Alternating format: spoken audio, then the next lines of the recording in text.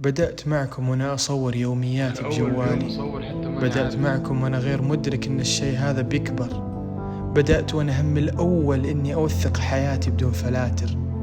شاركتكم تجاربي، شاركتكم أصحابي، حتى من حبي لكم شاركتكم أهلي. أيام حلوة وأيام صعبة وأيام للذكرى.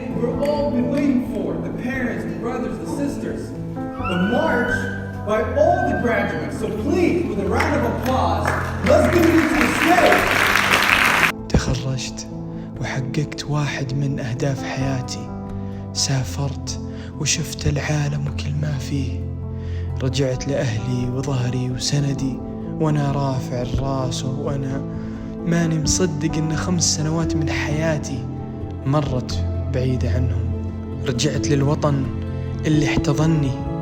رجعت للمكان اللي أبي أأسس فيه حياتي لي ولعائلتي وأبني مستقبلي حوله. مرت الأيام وسافرت من بيت أهلي في المدينة وزرت العلا وحائل انتهاء بالرياض. ليش الرياض؟ كونه المكان اللي بنظري ملائم لحياة محمد الجديدة. وصلت الرياض بتاريخ، دخلنا الرياض من رحلة طويلة من المدينة للعلا، علا إلى حائل القصيم، قصيم من الرياض.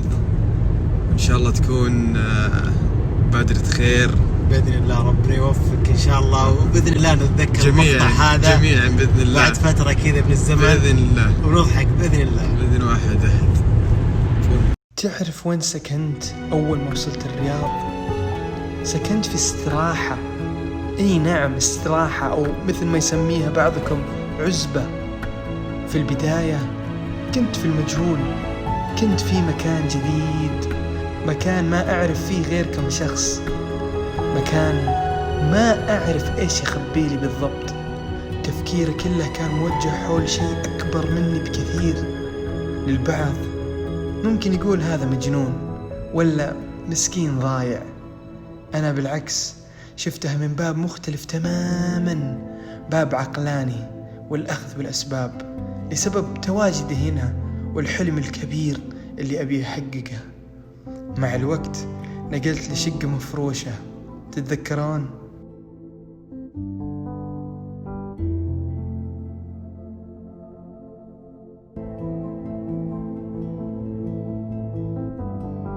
عشنا فيها لحظات بسيطة وجميلة، وشفتوني وقتها أدور على شقق في رمضان وما كنت محصل أي شيء. بعدها بفترة وجيزة تواصل معي صاحب من أصحابي وقال لي محمد دامك في الرياض الله يحييك، فندق الوالد موجود اقعد فيه. سكنت فيه تقريبا 3 أسابيع، وبنفس الوقت كنت أدور على شقة تلائمني. طبعا الآن مرت 4 شهور بلمح البصر من يوم ما طلعت من بيت أهلي في المدينة. تعرفت فيها على ناس والنعم فيهم، جازت لي فرص ومشاريع ووظائف، كونت لي اسم في المنطقة وأنا لسه ساكن في مكان ما هو مكاني، بدون سيارة. وجا اليوم اللي حصل فيه اللي ما توقعته يحصل في وقت قصير. صار لازم أوريكم بيتي الجديد.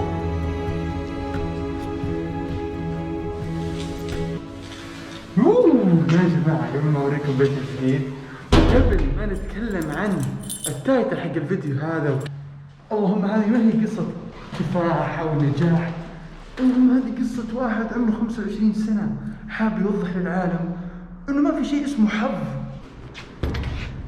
في شيء اسمه توفيق ربك وعملك أنت، وأحيانا ما عارفك تساعدك. يعني نطلب أوبر.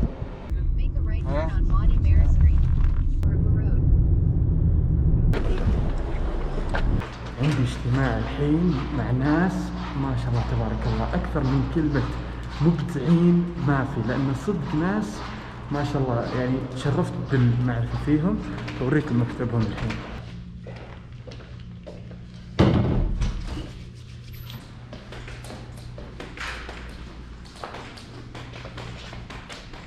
صباح الخير. Like for example, we are going to design.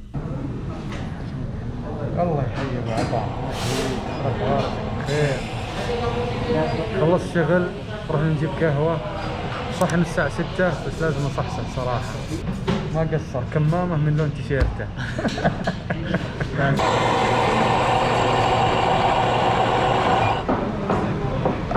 زي كذا تدخل القهوة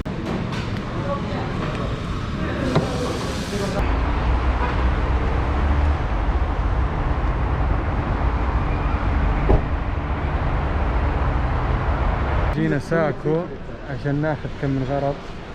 يا ابوي فرن ب 14,000 بس قسم بالله تطبخ في الكبسة غير يا شيخ. مو كبسه هذه الكبسه يحتاج لها قرض.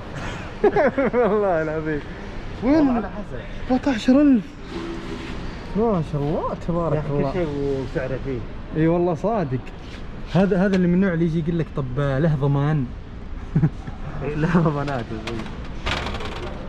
مع الغني عن التعريف ابو عطاء. تعرف الفيديو هذا اي فيديو؟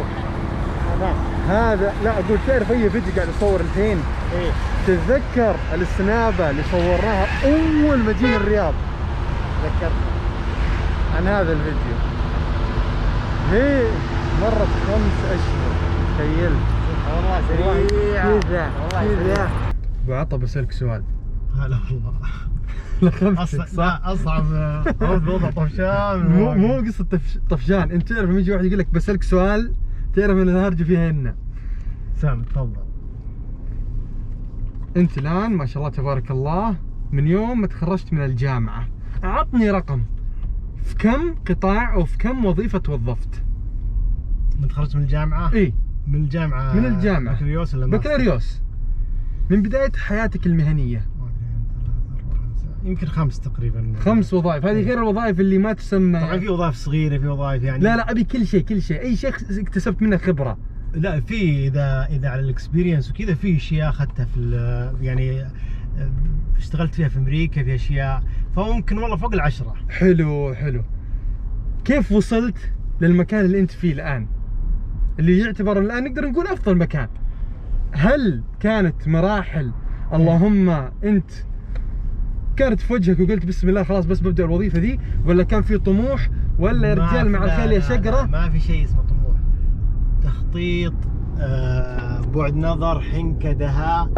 راجل كله توفيق من الله والله الجد كله والله دعاء الوالدين وتوفيق من الله والله.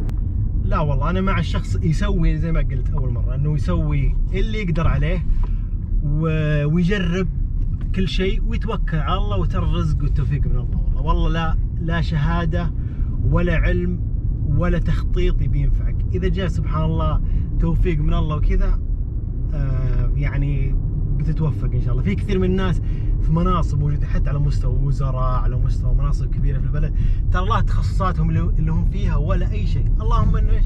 توفيق من الله سبحانه وظروف كذا.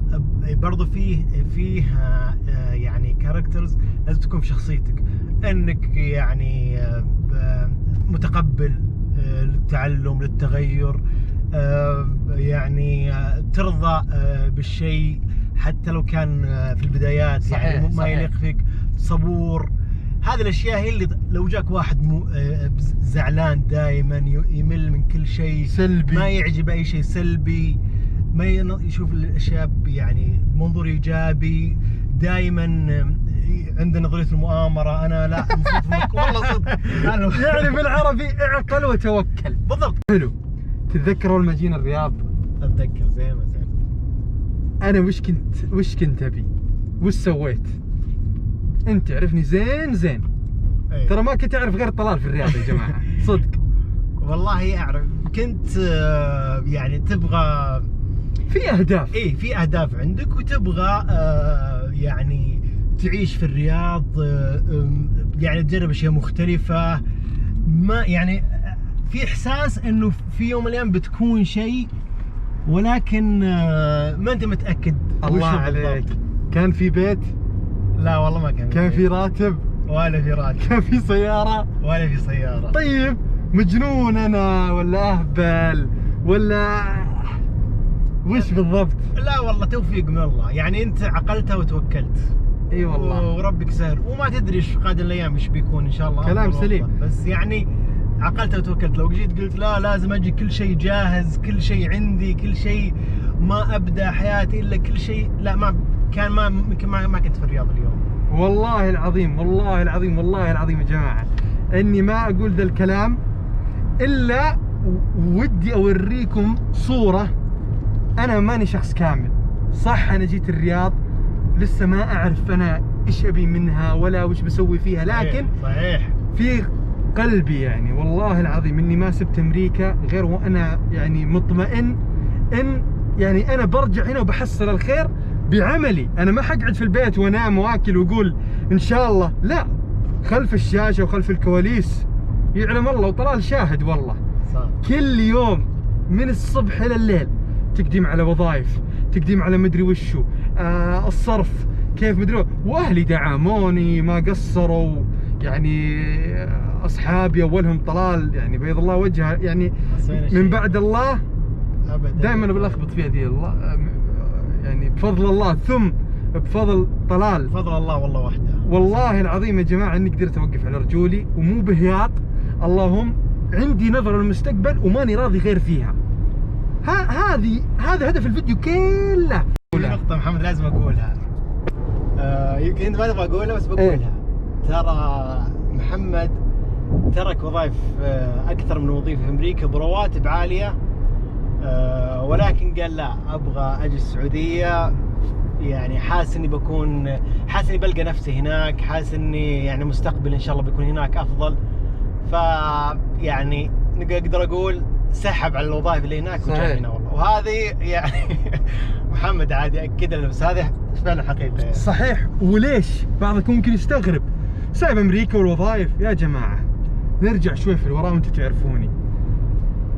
اول شيء نحمد الله ونشكره انه اختار لابوي الدين الاسلامي. تربيت هنا وكبرت هنا واهلي يعني ربوني على القيم اللي موجوده هنا، فحسيت طول السنين ذي اني انا يعني زي وش الكلمه اللي هي يعني انتمائي. مو بس انتمائي، انا علي عاتق انه لازم يعني ارد للوطن هذا قد ما اعطاني. فيعني ان كان الوالد ان كان الوالده يعني ما علموني غير عن كل شيء حول هذا الوطن. فاني اروح امريكا واسكن هناك كاني ناكر العشره وكذا. صح اني كنت راجع هنا وما ادري وش بيحصل، لكن ايماني بربي قوي، وبنفس الوقت الحمد لله الامور زانت، وفي امور ان شاء الله بشارككم اياها مع المستقبل. ويعني نحمد الله ونشكره. ودائما اقول ان هدف من اسباب رجوعي هنا يا رجال كاني هاجرت اصلا من امريكا، سبت امريكا وجيت هنا صدق. لين يا اخي بالعقل انا ان شاء الله بعدين بعد عمر طويل يعني ربي يسهل لي اتزوج وكذا. تخيلوا اولادي يطلعون امريكان واسميهم جيمس ولا يطلعون يعني غير مسلمين، ما اقول مسلمين، غير مسلمين. فعلي عاتق. الكلام سهل وبسيط لكن في نفس الوقت مسؤوليه كبيره والله. يدي انكسرت يا رجال، صرت ماسكها باليد الثانيه وبس والله. اوه يا غالي الله يوفقك. شفت على خير باذن واحد احد. سلم على الوالد والوالده زين يوصل.